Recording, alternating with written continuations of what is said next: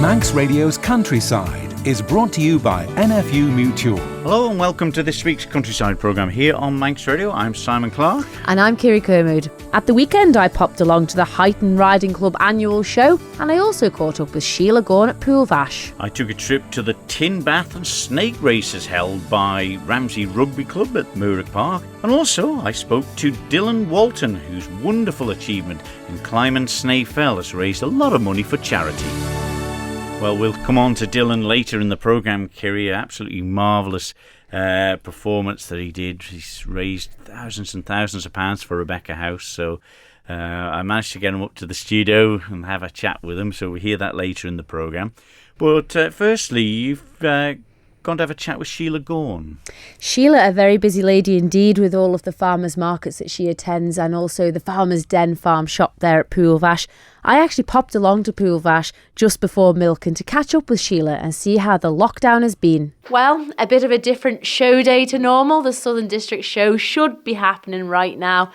What a year it's been. Yeah, we usually have a catch-up on the show field and the Southern show.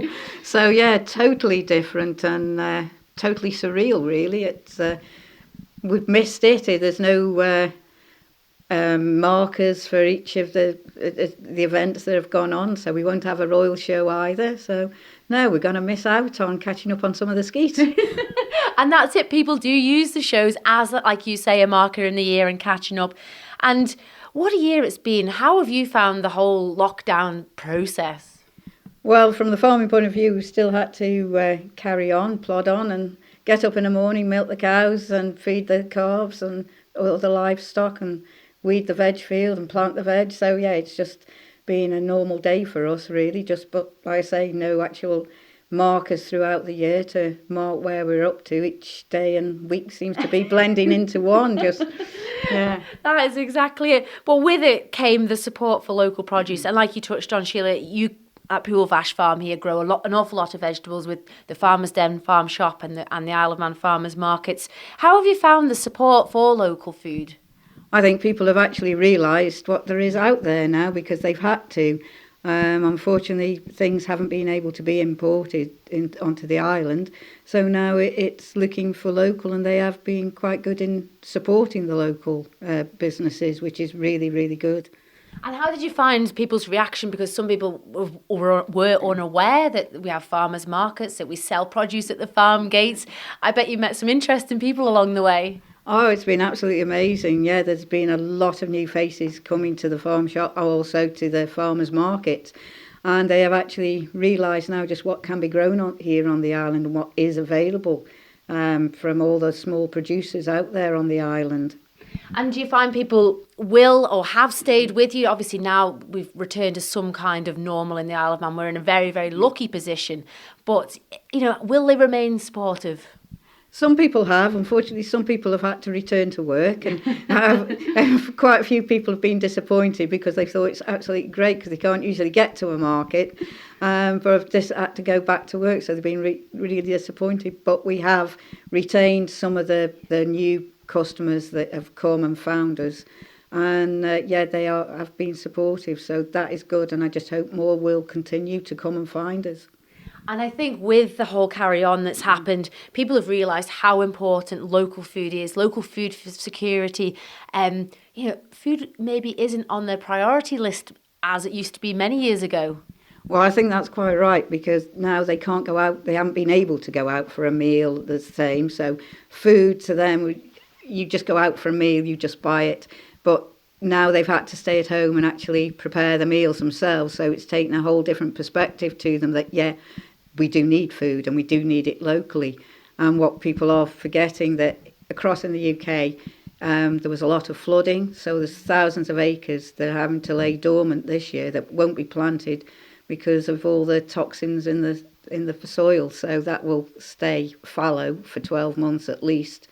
And on top of that, with the Brexit thing, you've got shortage of pickers, about 70,000 Eastern Europeans that would normally go pick and pack the veg and fruit to go into the supermarkets. They aren't there now, so hopefully some of those that have lost jobs or have been on furlough will go out and help these producers to pick and pack the fruit and veg and put them in out there for the consumer. Well, and that is it. And have you changed any of your ways? Obviously, through April, it is planting time. Did you think there, I better add a bit more of something else? You know, have you adapted your business or changed your business in light of these changes that are happening in the UK in particular? Well, we did always plan to put more in this time, and we were hoping to do that, but then, of course, we had the drought conditions. So we were just held back on what we could plant because things weren't germinating, and if you put the seedlings in, they were just getting burnt off. So we had to hold fire, so I've still got part of a field that I have got to sow and plant, but just keep putting more different varieties of things in so that people do realise what actually grows here on the island. Some more of the Chinese type varieties, salad varieties of veg, also different coloured carrots and beetroot, and add a bit of colour to things and liven things up a little bit. But yeah, it is a matter of just getting things out there and growing the good old basics as well. And we grow about 15 different types of potato, but again, you have to compensate for what the weather's going to be like. But the purple or blue potatoes and the red coloured potatoes are very popular, so yeah, that adds a bit more interest to a meal. Absolutely, even I didn't know you could get that many colours and varieties, Sheila. But it just shows that, you know, a little bit of ground, even these people at home now have planted up window boxes or small areas of their garden. It's gone full circle, hasn't it? People are really trying to interact and do a bit more. Well, that was one of the things that we got vegetable plants for sale earlier on, and people were actually having a go to plant themselves, the tomatoes, cucumbers, peppers, everything that they could grow, maybe in a window box or on the windowsill in the kitchen, and they're having fun. Yeah. And they're finding out, you know, sort of what it's like, how difficult or how easy it is, and just teaching the kids as well. Yeah, and I think that's important because it's the educational side. I always say about it in agriculture, producing beef or lamb or pork, how important it is that they know where the food comes from so they can make their choices. You know, if they wish not to eat it, so be it, but they have an informed choice. And I think that's it. We've got so far away from where our food is grown and how it's produced. It's quite scary. Pardon the pun, but we need to go back to grassroots. And that is where it all starts. And I think the COVID has taught people to do that, and yeah, they are making informed decisions on what type of food they want to eat, where they want it from, and they're becoming more aware that local is important. Yeah, I think that issue of food security, when Tesco's shelves were running quite empty, and then all of a sudden they realised they needed their local farmers and growers to step up. I think that's what most of them did. They did, and you know, hats off to all of them, and thank you to everybody that did that, and just hope you carry on doing that. But yes, we've been there for the public, and I just hope the public are there for the farmers. It needs to be a two-way street. We will supply more if you want the demand, if you demand it, that is what we hope to do, and we hope you realise that we are here. We can supply a bit extra if you want more. And where can people, obviously here at Pooil Vaaish, they can call to your farm gate, Sheila, but other areas, you have your farmers markets running most weeks? Yeah, there's 5 farmers markets going, so yeah. And plus there's other small farm shops. Some of the local smaller shops take produce from small producers, things like honey, eggs, veg, bread, you name it, goat's cheese. There's all sorts that the local smaller shops, village stores will take, and they are available there. Yeah, absolutely. So this is now time to reflect, Sheila, on what a year it's been. We're obviously far from out of the woods with this COVID. It's still affecting lots of areas. How is the farming going? You grow crops, obviously, and the milking too. Yeah, it's, as you say, we're still far out of the woods now. It is very much uncharted territory. We are just going to have to play everything by ear and see how things go. We still produce the milk and all the veg and everything, that just carry on with that. So, yeah, it's a hard question, really, because we don't know what the future's going to hold. That was Shelia Gawne from Pooil Vaaish Farm there in Castletown. Excellent here, Sheila. She's been one of the stalwarts behind it and all supporting and the produce for the farmers' markets and everything. And just mentioning there about the COVID times, but soldiered on. Oh, she did indeed. Yeah. They all did. All of the local food producers did battle through that. And one of the images that will remain with her was when she opened the clubhouse doors at Colby there and seen lines and lines of people in the early days of that coronavirus lockdown. And she did think, my golly, are we going to cope with this? But they're memories that she'll keep and remember for a long time to come.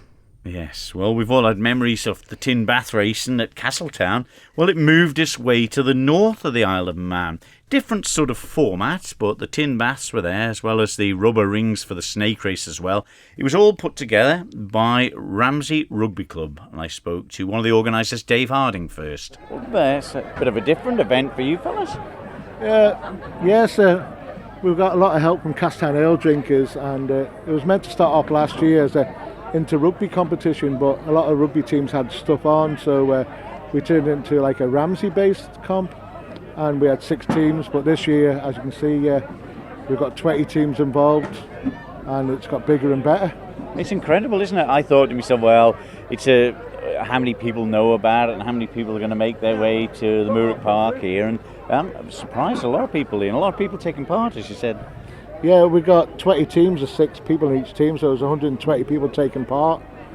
As you say, they're going to bring people to Royal Ramsey in the sunshine, and it's it's not unique because obviously you've got the Castletown one, but ours is set up as a team challenge rather than individual, so they're getting points of finishing in positions in the snake race and the tin baths, and as you say, points make prizes.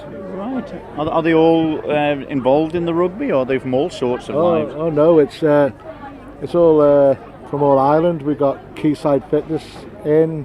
We got a work team from Ronaldsway Aircraft Company. We got a couple of Thai places in Ramsey. I forgot which ones you are now, so I'm not going to say the name because I get it wrong. We've got Douglas Rugby Club of Down. We got about 4 or 5 teams in from Ramsey Rugby Club because we're locally based, of course, and Ramsey Dog Club, who've got themselves down as Ramsey Doggers. The singular. We've got a team from the dentists in, female nurses from the dentists, they're all in. So good variety. Yeah, there. good variety. It's not just rugby based. It's and all sport. It's work and different environments. Yeah, but a good safe environment in the lake here as well. But some shivery people, but they're keen enough to do the snake race and then the tin baths. Is that the sort of events that they can go in? Yeah, each member is in the snake race because there's 6 people in a snake, and then 4 of the team have to have a go in a tin bath. We found out last year that everybody wanted to have a go in the tin bath, so we reduced that down to 4 people. So they got a challenge, and they don't have to take part in the tin bath, but they can still have the fun and participating in the snake race, which is just as much fun really if you're watching. Yeah, and of course hats off to the rugby club as well, all got involved. Plenty of help from your side of it? Yeah, we've had help from lots of people. I've had Chris Higgins from Monarch Rupin, he's come down, he put the scaffold up. We're down here at 8 o'clock this morning, putting the scaffold up. Ramsey commissioners have helped us, they put the barriers and extra bins down. Conrad's Pizzas, if I'm allowed to mention names, are putting prizes up as pizzas towards the end. It's been a good community spirit, and considering we've only had like 4 weeks since the lockdown lifted, and things have all gone pretty crazy. Yeah, all right, well, you're a busy man, so we'll have to leave you to it. Well done to you and your team anyway, Dave. Yeah, cheers Simon, thank you. Well, let's talk to some of the competitors in the tin baths today then. What's your name? Amy Carswell. And how have you done today? You've already had your go, have you? Came 3rd in the tin bath race just then. Yeah? Well, and have you done it before? No, never. Yeah. So 3rd's pretty good, you must be pleased. No, I thought I was going to sink straight away, to be honest, so yeah, I'm pretty happy. Is it more difficult than you thought, or? No, it was all right, to be honest. Like, I was quite far away from everyone else, so I didn't get anyone's water on. No. Yeah, no, it was better than I thought it'd be. Well, you got some friends here as well that are going to go out. She's just going to have a go now. Let's get a chat with her then. You've not done this before now, have you? No. Well, you're looking a bit shaky. I'm freezing. And you've not even been in yet. I have, yeah, we've done the snake race. All right. Yeah, so yeah, is it cold in that water? Yes. But you've never done the bath racing before. No. Have you had any advice? Yeah, just go for it. Yeah. You're not worried about sinking then? No, it's not deep. Yeah, so it's encouraging though. There's a lot of people here today. Yeah, it's good fun, good day out. What about the snake race? Was that tricky? We were last. Somebody put that pole in our way. Oh, no. But all good fun. All good fun, yeah. All right, well done. All right, and good luck. Thank you.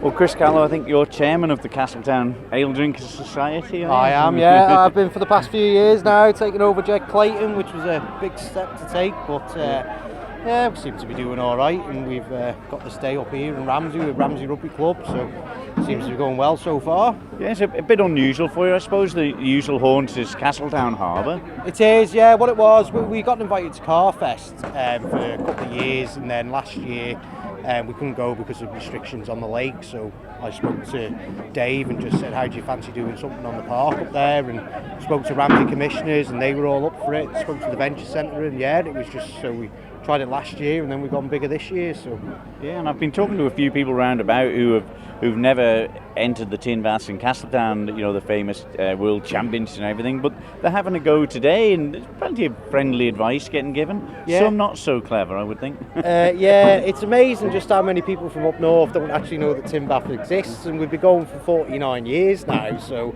yeah, it's quite shocking, but we're getting a few more down now, and a lot of entries coming down for the southern one as well. So it's 22nd of August, so we'll that's the main event that we've got. So, yeah, but you must be pleased with the amount of people that's wanted to take part, because it's a different sort of format. You know, so Dave was telling me with the snake race and the combined tin bath team one, so a little bit of difference there, but you must be pleased with the amount of people that wants to take part. Absolutely brilliant. I mean, last year when we set it up, we said that all we're going to do is just do an inter-team event, so it was sort of rugby clubs against football clubs and stuff like that, and now we've got businesses that are wanting to race against each other, and you know, so we're getting a wider collection, so it's been working really well, really good, and we've got a lot of the old cads up here watching it now, thinking that it's absolutely brilliant that we're taking it on a bit of a tour and getting it going. So yeah, but it's all looks good fun, and you know, maybe next year I'll have a go on it myself. Well, if you want to sign up for it, we can get you in August for a bit of a practice if you want, and then yeah. Well, it must be a good team though in the Castletown Ale Drinkers, to organise the one in Castletown, which is a big one, and helping out with this one. The one in Castletown takes a lot of our time. You know, we don't get paid for it; it's all voluntary. You know, there's risk assessments and everything that we need to do, and all the guys behind the scenes, you know, it all happens on the day, but we've got a big team, you know, we've got about 20-30 people that all help doing this. And again, with Dave doing this one, you know, we only turn up and run the races, but Dave has been working hard on this one to get it going, and yeah, it's worked really well. Well, Andrew Cubbon, you've had a decent enough day, haven't you? Yeah, we've had a lot of fun. We did all right in our snake race, and yeah, it's not quite as cold in there as you think it is. Actually, it's all right. It's you're not on the full wetsuit then? No. We just went for the beach shorts, and yeah, I think it's good. It's great, and there's a good crowd down watching it. So we're having a lot of fun, really. Yeah. But snake race is a sort of bit of a secret to that one too, or just go for it? I don't think there's a lot of a secret to it. I think yeah, you've just got to try and get as straight a line as you can. You know, the few of the guys we've seen have been veering off to the side and crashing into each other. If you can avoid that, I think you get to the finish line pretty okay. And, yeah. Are you done for the day now? No, we've got another. I think we might be in the final of the snake race actually, as we won our heat for key fitness, and then there's like a tin bath final, and so yeah, no, it's a good day. Well, good advertisement too, because all these keep fits in your gym and everything, and and it obviously is paying off. Yeah, well, yeah, we've got to do our best, haven't we? But yeah, we've got 2 teams out today, so yeah, the bit of competition between ourselves really, and just basically having a bit of fun. Good stuff. Good luck in the final. Thanks very much. Well, a very successful day out at the Mooragh Park in Ramsey there, ran by the members of Ramsey Rugby Club, and some great supporters in amongst it as well, taking part in a pretty nippy, cool lake at the Mooragh Park, but very, very well organised and a great event. Lots of people there. Brilliant. And you didn't get dragged into it, Simon? No, not this time. Maybe next year we'll have a go at it anyway. But we spoke at the start of the programme about the remarkable achievement that young Dylan Walton has done. He's only 8 years of age, and he suffers from cerebral palsy, and it was a remarkable achievement on Saturday for him to start out a journey at the bottom of Snaefell and started actually at the NSC and raised a load of money for charity and managed to get to the summit. Let's hear from Dylan. Well, congratulations, Dylan. You've been on a big adventure. Tell us what you did. Climbed up Snaefell. So it's even more of an achievement for you because you suffer from cerebral palsy, don't you? Yeah. Yeah? Have you had many times in hospital? 6 times in hospital. 6 times? Wow. And are they making you a bit better every time? Yes. Yes. What time did you start your walk at? 9 9 o'clock at night? in the morning. Oh, in the morning, okay. And what time did you get finished? 10 to 12. 10 to 12. Wow, that's quite good going. It takes me that long to walk up there as well. And was it snowing or anything like that? No. No? Raining? Sun shining? Bit windy and foggy. Oh, a bit windy and foggy, was it? Could you see anything when you got to the top? Nope. Oh, now I seen some videos of you crossing a little thing at the top when you climbed onto the monument at the end. And how did you feel then when you crossed the finish and got to the top? Awesome. Awesome. Good stuff. And what was the purpose of your climbing Snaefell then? To raise money for like a house. Raise money for Rebecca House. And how much have you raised? £1 or £2? How much so far? Over £11,000. 11,000? Get away. That's more than your dad's got in his pocket. 11,000. And what do Rebecca House do? Help children with disabilities. Oh, do they? Oh, right. Well, that's a wonderful achievement, isn't it? What about your next? Were you tired afterwards? Were you sore? No. No? Not even your legs? Nope. No. And who walked up there with you? Nanny and Grandad. Yeah? And did they get tired? No. No? They all made it up there? Yes. Well, that's an amazing amount of money, and there's still more money coming in, I heard. So, what else would you like to do to raise some more money? Snowdonia. What, climb Snowdonia? Yes. Wow, I don't even know where that is. Is that near Derby? Wales. It's in Wales. Oh, right, that's a little bit further than Snaefell. Well, listen, everybody on Facebook have all sent hundreds and hundreds of messages, and for you to walk up there and raise £11,000, I think I'm going to give you a round of applause as well. Well done, Dylan. Thank you.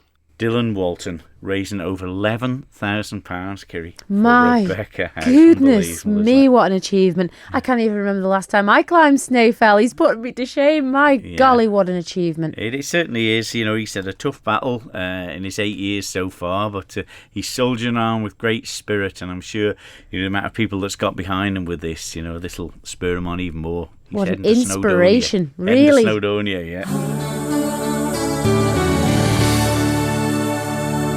You're listening to Countryside here on Manx Radio with Kirree Kermode and myself, Simon Clark. Well, we were talking about money raised there, and last week Craig Brinkley from Snaefell Garden Services had the open day at the garden, if you remember me talking to him last week. Yes, I do.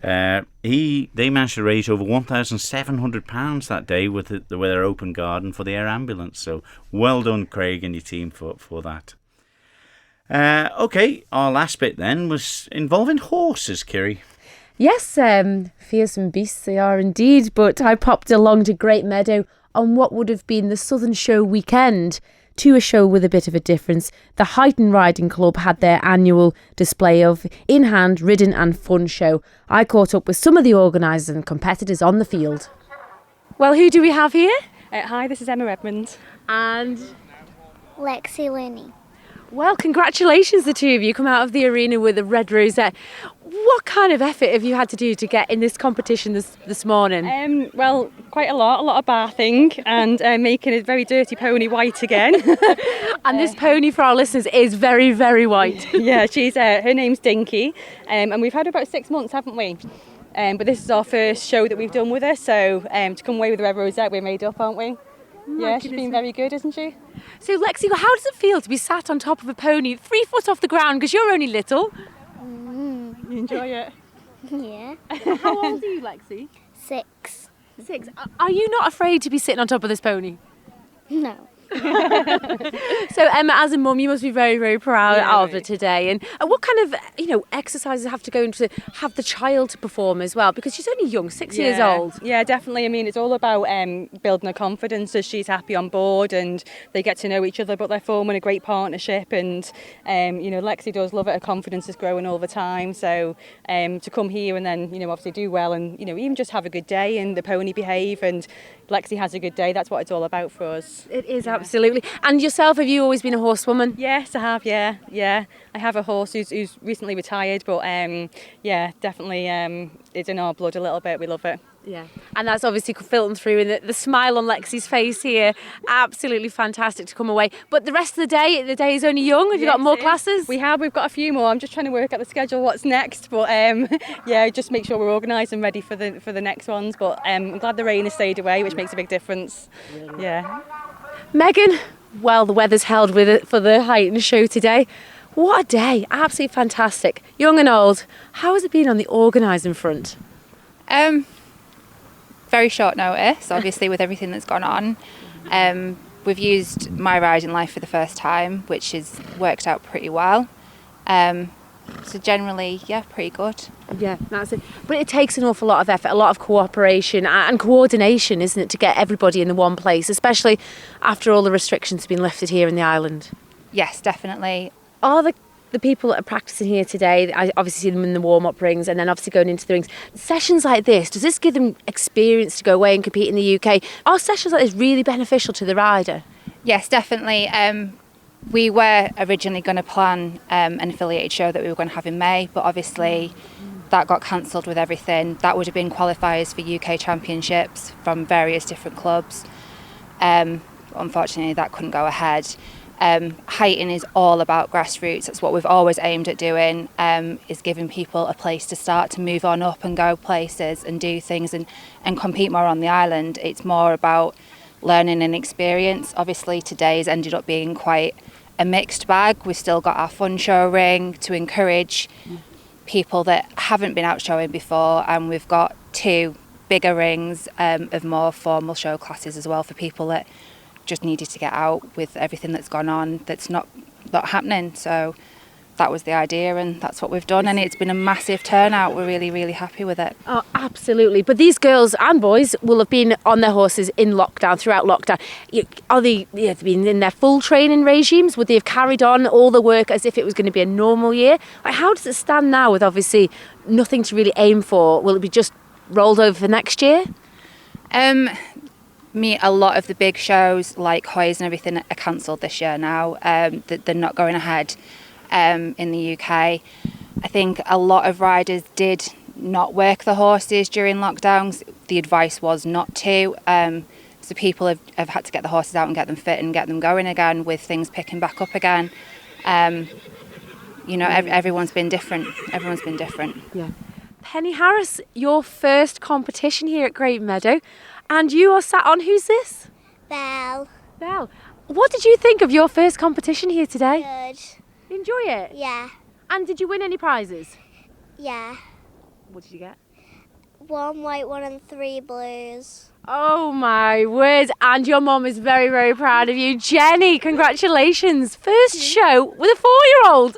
Yeah, they've done quite well. So inexperienced pony and inexperienced rider, but we're still on board and smiling. So that's all you can ask for. This is absolutely fantastic. But you know all about it, Jenny. You've competed many a year in the Southern District area, whether it's at the show or at Great Meadow yourself.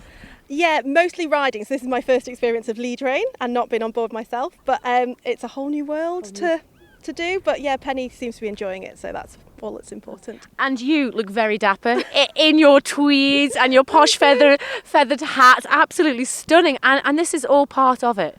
Yeah, turnout's really, really important at something like this. So kind of getting the pony right, the right plats, the right turnout for the classes you're doing, right jackets and everything else. So there's quite a lot that goes into just getting here.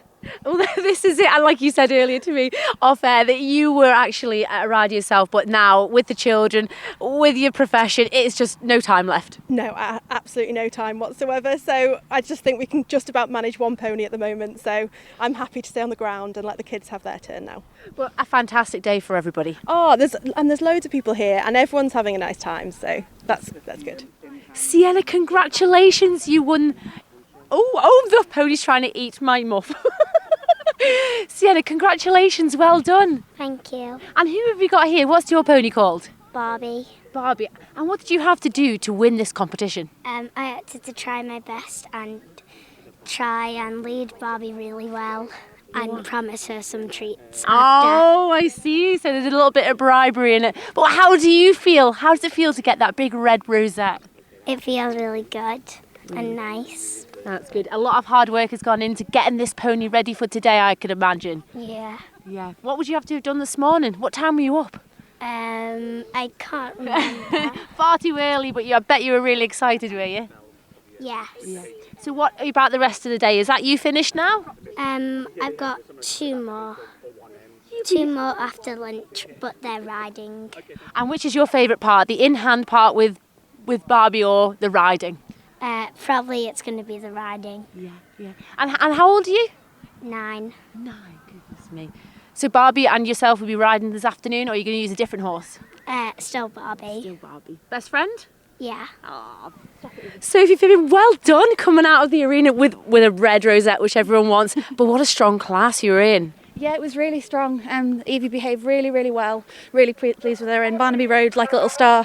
He's borrowing his brother's pony at the moment because his is injured. But he rode really well, and she did me proud. So what do they look for in that class? Obviously, the top 4 in particular, when I just arrived, looked really magnificent. Yeah, so it's kind of well-behaved ponies that aren't kind of like tearing off. Under control. Riders riding well. They're only like up to age 9, so they're the little ones. But yeah, just well-behaved pony, nice turnout of pony and rider, and nice combination. So you say about the pony. Obviously, this pony looks immaculate. What effort goes into getting them prepared, Sophie? There's a lot. So there's lots of brushing, and we lunge her quite a lot with the boys on her, or just off her as well. Loads of brushing, loads of cleaning. Lots of prep. I know a lot of people have been bathing ponies yesterday in the weather that we had, trying to kind of get them nice and clean and shiny for today. And today, Sophie, of all weekends, would have been the Southern District Agricultural Show, which you and Simon are heavily involved with. Oh, what a shame. No, I know, but it would have been nice weather for a change as well, which is a bit of a pain. No wind and no torrential rain. But yeah, it would have been. It's a pity, but at least we've got this on next door, so it's nice. It's a little bit part of the Southern Show, I suppose. Yeah. And with it being at a Great Meadow Estate as well, what a great venue. Yeah, it is a great venue. They've got it set up really well. Really, really good. Really pleased with her. Sam, you're in charge of the fun part of the show, but this class has over a dozen entries in it. It's a stiff competition. This is the championship for all the in-hand classes that we've done throughout this morning. So you've got all the first and second prize winners from the classes that we've had throughout today, and the judge is now choosing which ones she thinks are the best and the second best out of the winners today. The fun show is more a part of bringing kids on for unregistered horses and ponies that are perhaps registered with the Breed Society, and for instance children who might be just getting into it, getting them out and getting them to do a bit of shows so that they get the experience. And that is the case. There's some real little tots in there, Sam, but here we go. They're on their way out now. We'll have to catch a few words with the judge. Tina, a tough job you had today, a judge. I know. My word, what a class of beautiful horses. I know, it's lovely, and it's a fun show, so you kind of look at things a little bit differently to what you would do if it was a posh one. But the little roan there just has been beautiful all day. It won prettiest mare as well, so absolutely gorgeous. And a little young handler at the front of it there too. Yeah, it's nice. It's just nice to be able to sort of spread it around and give everybody a chance, and you know, you look at the faces and it's just nice. It's lovely. And then the big horse went really, really nicely, and it's on loan from a riding school, so it's nice, and at least the rain stopped. This is it. But yeah, 2 great examples, and like you say about the children, the smiles are just from ear to ear. It's just so hard. It's really hard to judge, and you want to give them all first, but but you can't. Sometimes it's so hard. This is it. But you've been involved with horses throughout your whole lifetime, Tina? Yeah, not recently. So I've come here today and I don't know anybody. Been out of it for a long time, but yeah, I used to do it, compete and go across. So it's nice. It's nice to be back and just see everybody again and see the horses and ponies. Well, Vori Kelly, a busy day here at Great Meadow. Not quite the Southern District show, but definitely a show here. Look at the presence of people. Yes, very good. There's loads of cars, loads of people, loads of ponies. Not quite the PA system that we would have liked to have. Oh no. It's just going not going just quite far enough, and some are just missing. But never mind, it's a show. And that said, Vori, we've got 2 or 3 classes in front of us here. Everyone is having a really great time. What's it take to put a show on like this? Oh, I wouldn't know where to start, really. Plenty of supporters, plenty of people that put rings up. Just everything, really. A lot goes into it. It's nearly a year getting it organised. And this to you, Vori, is a very special day as well, in memory of Norman. Yes, it is. We did have a show last year, which was Norman Kelly Memorial Show. He did a lot for Huyton. He was always here. He was always chunnering. But it's just nice to have a trophy for somebody to go home. I mean, Jo Nichols won it last time, and she said, I couldn't be more delighted. Oh, yeah. So whoever wins it today, well, I'll be delighted for them. Absolutely. But it's fun for young and old, either the fun classes for little ones that are maybe just getting to grips with their ponies, and then you see the able-bodied riders that are maybe stuck on the island this year. No, they can go out now, but they have to. There's nothing on away. All Ponies UK, Royal International, they're all cancelled, so there's no qualifiers. So it's just a case, I think, if more or less they're staying home this year, which is good for us. We've got a good show. Yeah, absolutely. Yeah, and it's, real great thanks to Great Meadow for letting us come here. And the venue is lovely. There's a road round it. It's flat. Yeah. We did think that the M&M classes would have been an exceptional entry, but no, they haven't been. There are a lot of coloured here today. There's a lot of first ridden, lead rein ponies. There's just a bit of everything, which is good. I think I've just watched the M&M class with Sophie, Vivian and Barnaby, and they took the red rosette. But she said this morning the pony was terribly naughty. You just don't know the minute with them, do you? No, you don't know the minute. They're like a thing that's going to explode at any moment. But mind you, cattle and sheep, cattle are just the same. Unless you work, you don't get what you're asking for. So you have to, it's not just a thing you come into the show to school your pony. You need to school it at home. And what kind of hours would go into getting a pony to this standard? Small kids and ponies, half an hour lesson is long enough for them. Yeah. Neither can take any more. And the thing is, as Wilf White, the show jumper, used to say, what's in the brain goes down the rein. Ponies, if the child is not happy, the pony knows it's not happy. Yeah. And you just have to work away at it and get over the situation. So I suppose if some of these little children are nervous today, Vori, would that pony sense that today? Yes, they would. There's lots of ponies here today that have never been to a show. So it's all new to them. It's all buzzy, and they get used to it. Yeah. After a while. And how many more shows through the year have Huyton got? Obviously, these children are getting to grips with it now. They'd obviously want it. When's the next one? Oh, we've 2 fun shows on the cards, so they're quite good. They're always well attended.